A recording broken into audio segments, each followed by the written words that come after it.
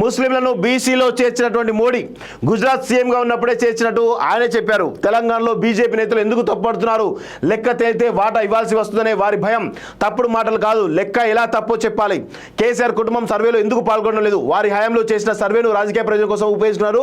కులగణనలో దేశానికే రాష్ట్రం role model. Mandal commission మాదిరి చరిత్రలో తెలంగాణ రేవంత్ రెడ్డి పేర్లు. కులగణన తప్పు కాదని ప్రజల్లోకి తీసుకెళ్లాలి.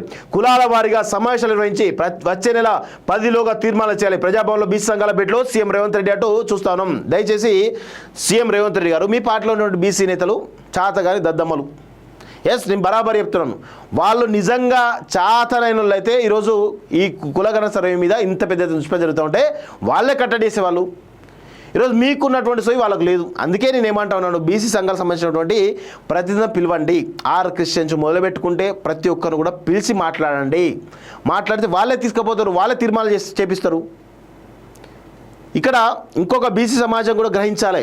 బీసీ సమాజం ఈరోజు కులగణన జరుగుతూ ఉంది. దీంతో లెక్కలు బయటకు వస్తాయి. దీంతో ఎవరు ఎంత శాతం అనేది తెలిస్తే చాలా రకాల ప్రయోజనాలు ఉంటాయి. ఈ కులగణనతోటే చాలా రకాల అడ్వాంటేజెస్ ఉంటాయి. ఇది అందరూ కూడా గమనించాల్సిన అవసరం అయితే ఉంది. ఇలాంటి పూర్తి చేసేదాకా మనం సీఎం పైన, ఈ ప్రభుత్వం పైన ప్రెజర్ చేయాలి. ఒకవేళ వీళ్ళు ప్రెజర్ చేస్తే పనిచేసే రీతిలో కనబడుతూ ఉన్నారు.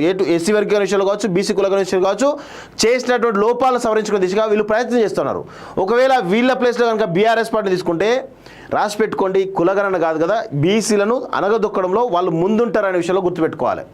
ఇప్పటికైనా కానీ ఇలాంటి వాళ్ళని కాపాడుకొని వాళ్ళతో పని చేయించుకుందాం. తప్పులుంటే ఈ తప్పులు అని చెప్పేసి ప్రెజర్ చేసి పని చేయించుకుందాం.